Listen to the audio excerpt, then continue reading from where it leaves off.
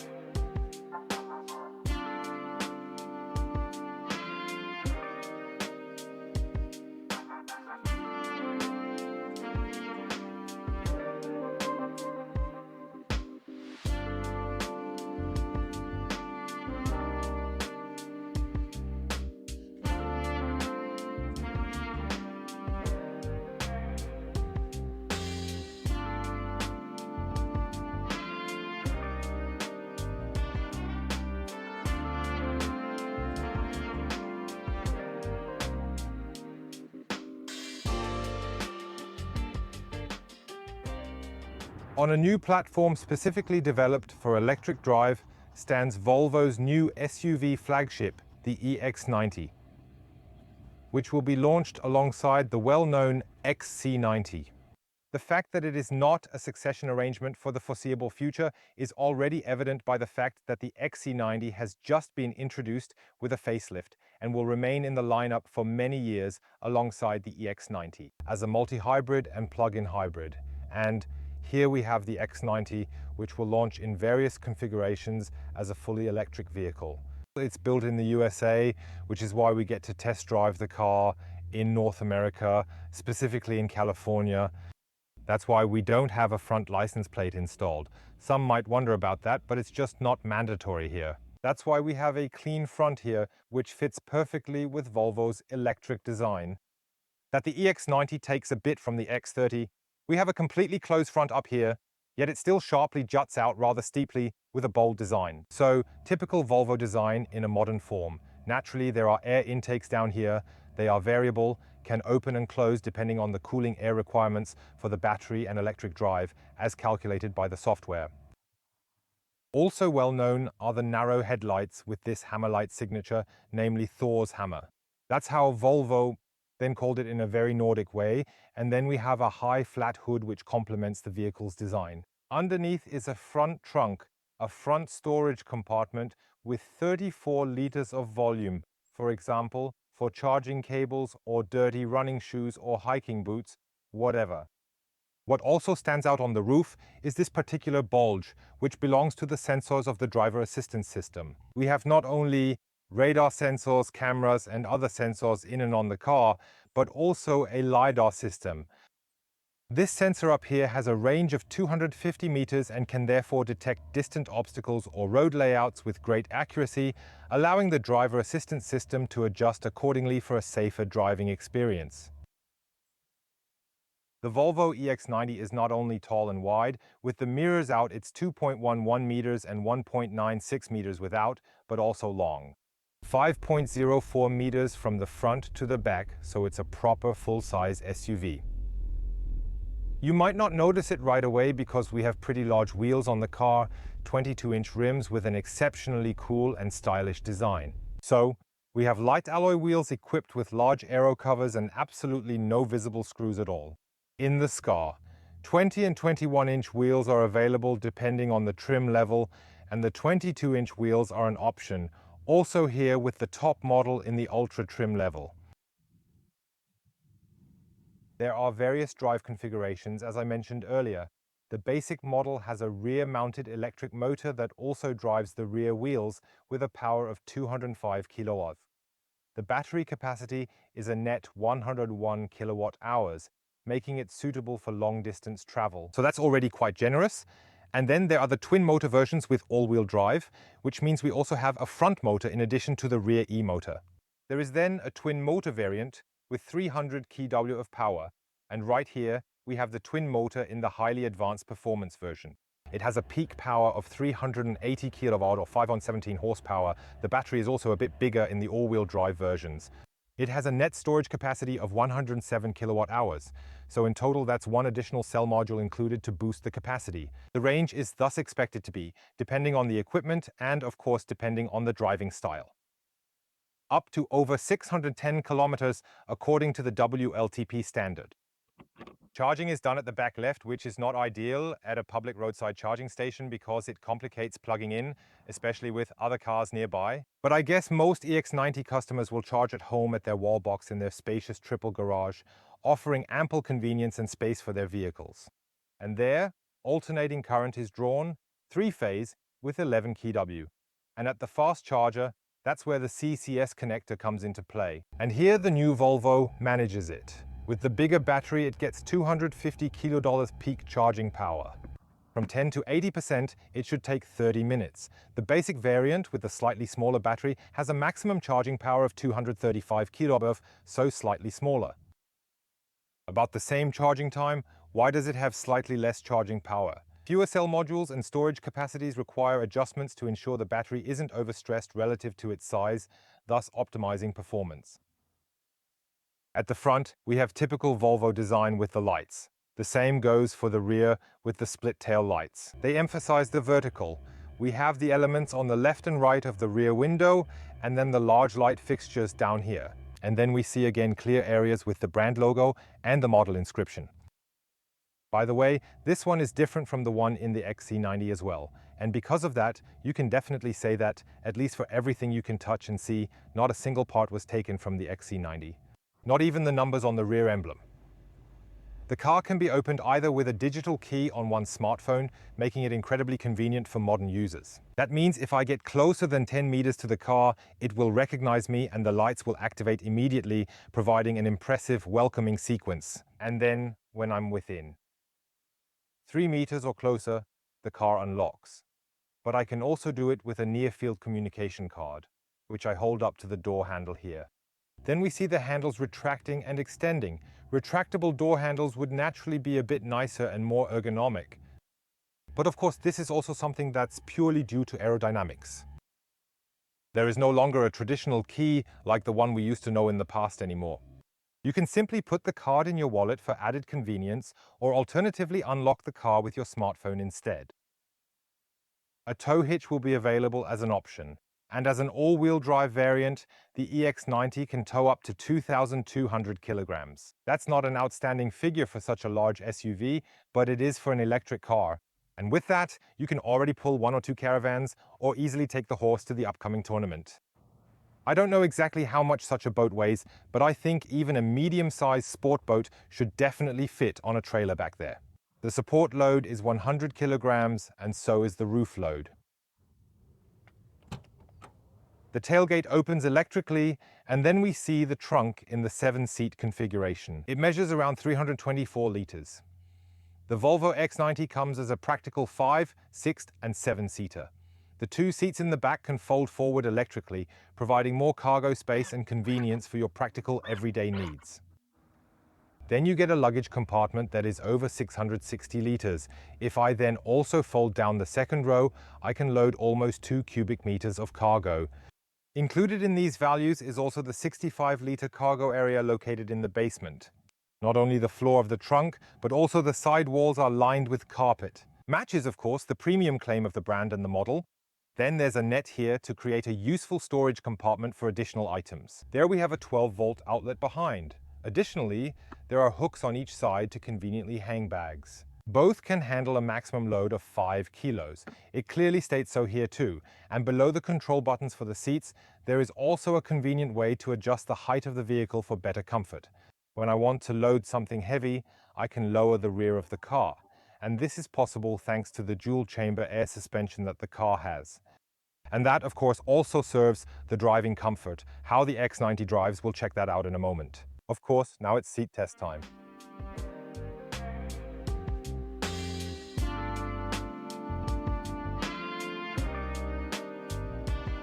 4 ISOFIX seats can be securely locked in the X90 with 6 or 7 total seats, 2 in the back and 2 in the second row.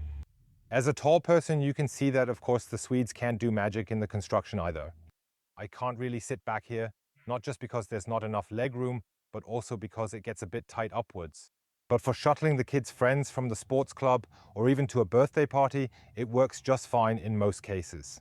They also have cup holders back here, and as I already mentioned, the ISOFIX mounts. Tailored wool is the interior trim of our test vehicle. It's an available option. Moreover, there's a material called Nordico. Mentioning it briefly while I gracefully step out of the vehicle here. A bit tight here, the access to the back. A leather interior is available at Volvo, which you don't see much anymore. The Nordico material is a synthetic leather, also available with perforation and seat ventilation. Now we have finally reached the second row. I'll take a walk around the car, then I can get in better. Or at least get in much more photogenically than before. And here you can clearly see I've adjusted the front seat to match my tall height of exactly 1.92 meters. There is enough legroom, but it's certainly not excessively spacious. What I like about the seat height is that I don't have to bend my legs too much, making it more comfortable for longer periods. That's often the case with electric cars, that you sit crouched due to the battery. This fits quite well here. Moreover, the headroom is ample. We see a glass roof here, but without an opening function, fixed glass roof. And of course, it also enhances the interior space a bit. The seats are adjustable in length. I have put them all the way back here for the legroom. Now, if I obviously have, let's say, a kid who is 1.60 meters tall sitting back here, and then some friends join in, then I can vary this a bit and have the option to get more legroom in the entrance area as well, which is useful if additional friends join in to sit comfortably. Here we see a fantastic Volvo detail, the integrated booster seat designed specifically for children. So I don't always need to, for example, if I take a small child with me spontaneously, carry the booster seat around with me. It's simply foldable right here in the seat, making things much more convenient. I think that's a really good feature. Additionally, there's a center armrest with 2 convenient cup holders, which is useful for drinks, and of course an armrest for added comfort. Here in the middle, we can see air vents for the rear and the control unit for the 4-zone climate control. So indeed, I also have different temperature zones on the left and right for better comfort. Don't be surprised by the oddly high numbers. No, I'm not in a sauna here. Instead, we're driving in the USA, and the climate control system is set to Fahrenheit. If it gets too cold, you can also use heated seats in the back. The 2 exterior seats can then be heated. Looking into the door trim, we see a faux leather material with contrast stitching, which looks nice, and here a metal cover of the optional Bauhaus & Wilkins sound system. A nice white insert, and then here again a surface with a leather texture. It all looks well made, and not just in terms of feel, but also high quality in terms of craftsmanship. Let's proceed to the front row.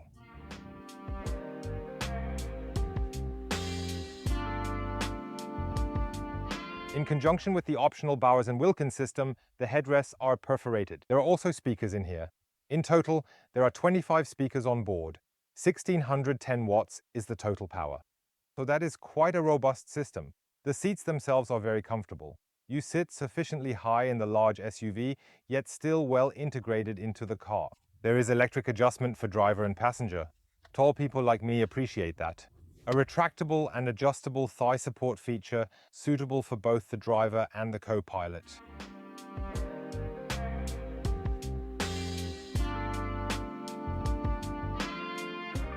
Similarly reduced, but not quite as Spartan purist as in the X30, it is here in the cabin. We have the vertically arranged central display as the main interaction unit between people on board and the vehicle, ensuring intuitive access to controls and systems. Android Automotive is the operating system. That means we have Google software on board, the Google Assistant as voice control, Google Maps as the navigation system with real-time data, and I can also use the Play Store. Download things like apps, for instance Spotify and Tidal, as music apps, as seen here, and many more. There's also a small software update coming in the future. Apple CarPlay is not available yet. This will then be deployed to customer cars as an over-the-air update as soon as it is available. Down here, we have a fixed bar. From there, I can go straight to the climate menu to adjust the seat and steering wheel heating, or to make additional climate settings like managing defrost options, setting individual temperature zones, or configuring the automatic climate control features for improved comfort. So now we come back to Thor, who is also rightly regarded as the Lord of the Air. I have here an advanced air purification system on board, which ensures that the entire interior is always equipped with exceptionally good air quality, providing a pleasant atmosphere for everyone inside. And then you also see this graphically represented here, how he filters it in. That's of course quite beneficial for people who suffer from pollen allergies. Using the small house icon, I can easily go back to the main menu, and then we have most of it visible here for the Google Maps navigation map. And everyone knows that from searching for a route on their smartphone or computer, whether for a road trip, a commute, or even finding a nearby cafe. And then I have two tiles here for phone and also for controlling the music, no matter the source, be it a streaming service or your library. We know this from the Volvo EX90, where you can adjust the exterior mirrors by first activating them on the touchscreen and then using the steering wheel buttons. This feature highlights Volvo's commitment to user-friendly technology and driver comfort. The same applies to the adjustment of the steering wheel position and the adjustment of the head-up display as well. What is power dependent on board? Unlike the smaller model, we have a display showing speed, driving assistance, battery charge, and range. Additionally, there's a head-up display projecting key information onto the windshield, allowing for safer and more convenient driving by keeping vital data in your line of sight. In the center console, there is an inductive charging option available for the smartphone and a rotary knob that has given it a premium feel. A nice feedback on the audio volume, and then I can also change music tracks and radio stations by moving this dial. Additionally, there are two cup holders. The center console floats freely, and underneath we have a large storage compartment with carpet lining and a strap so that whatever you have with you doesn't fly around. Also, there's the possibility to charge devices via USB. There is a storage compartment in the center console and, of course, a glove compartment. And here, the reduction in the car is evident. There is no lever or button, which highlights the minimalistic design approach. This is also quite conveniently accomplished via a virtual button that's located directly on the intuitive touch-sensitive screen. On the steering wheel, there are stock controls, obviously for the turn signals, and on the right side, the one for selecting the driving mode. And now I press it down. We switch from P to D, and off we go for the test drive.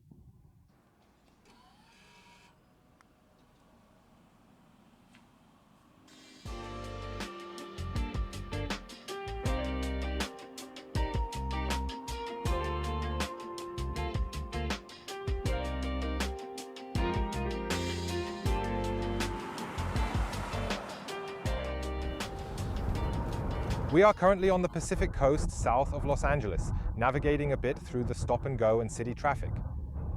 Not struggling, but instead, leisurely driving through Laguna Beach and the like. And now we are up in the hills with winding, not so well-developed roads ahead of us, which could be quite challenging to navigate through. You can't adjust too much with Volvo. It's part of their philosophy that everything should be kept minimalistic. We do indeed have the fascinating option to activate the performance all-wheel drive system right here. And that really packs quite a powerful punch in itself. The car can now naturally always within the limits of what is legally allowed. Zoom effortlessly and quite easily through the challenging curves.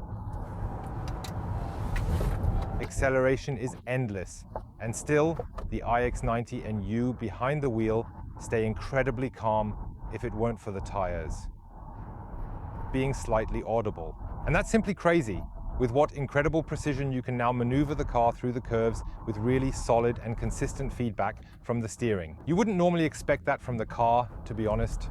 And I'm really going out on a limb here and saying that in terms of sporty driving with a big SUV, this is almost bordering on Porsche Cayenne style performance levels. Of course, the EX90 unfortunately lacks rear wheel steering or roll stabilization, I don't miss them at all on these streets here either, because even here, do you feel like when you're driving sportily that you're actually sitting in a slightly larger compact car and not really in a tall SUV at all? So this is genuinely an amazing and thrilling driving experience that the car offers, and real sportsmanship that the X90 proudly displays here. The system now works with both motors.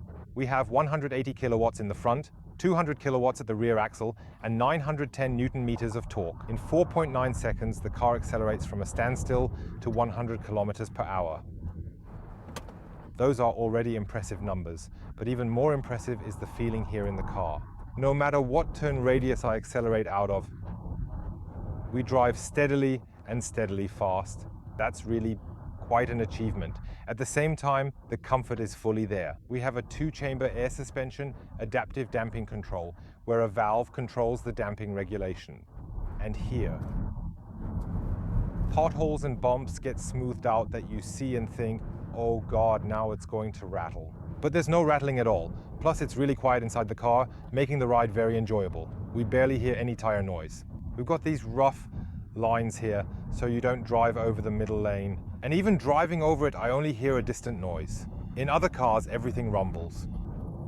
There are hardly any noises coming from other road users, and it's really a nice kind of peaceful quietness that you can enjoy. I can, of course, enjoy them even more when I choose to disable the performance feature and enjoy a smoother, quieter ride.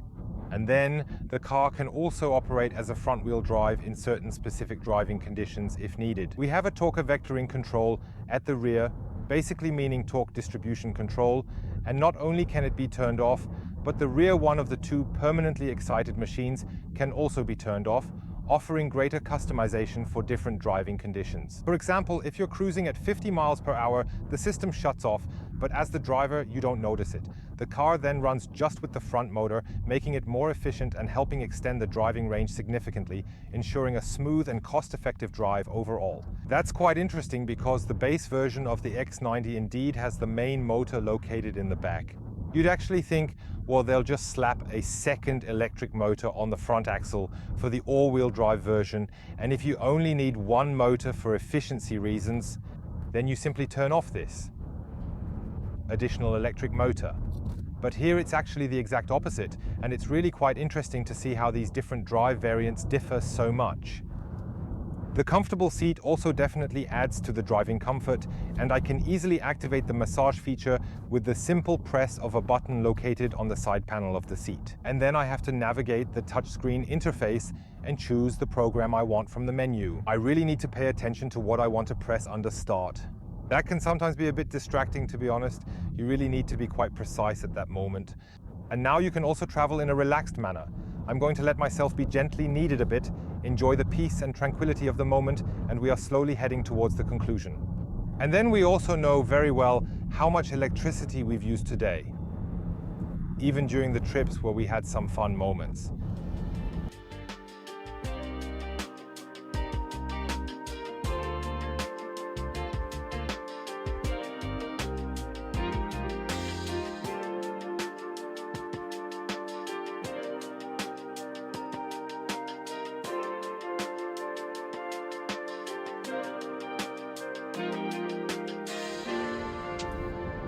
On the way there, we can also address the topic of driver assistance and thoroughly explore its features right here on this country road. By now, people are familiar with it from other cars of the Chinese Geely group, to which Volvo belongs. This wheel lever. On the right side of the steering column, which is used to engage the driving mode, also activates the driving assistance. If I press it down just one more time, the assistance will be activated at the current speed that I am driving at. I can then use the steering wheel buttons and also get a visual feedback on the display to set my desired speed in a very precise manner. So it's really foolproof, and we see that's why I'm showing it here on the country road. The car holds the lane and steers well. Of course, I have to put my hands back on the steering wheel frequently. It's not autonomous driving, just an advanced driving aid system. Of course, the distance to the car in front is meticulously maintained. Unlike many other competitors' systems, I can't just configure it here willy-nilly and say exactly how it should function. I want less or more distance. Volvo asserts they have found the perfect solution, the ideal compromise, and the car controls it entirely by itself. So again, this is something where Volvo says they don't want the customer to be unnecessarily distracted by having to configure too much. Some might say, but I'd really like to intervene there. You just need to ultimately decide that for yourself. Now we can of course fully just take advantage of the speed limit here by very smoothly piloting ourselves towards the comprehensive and detailed conclusion of our discussion. And then there's my opinion and also information about the price.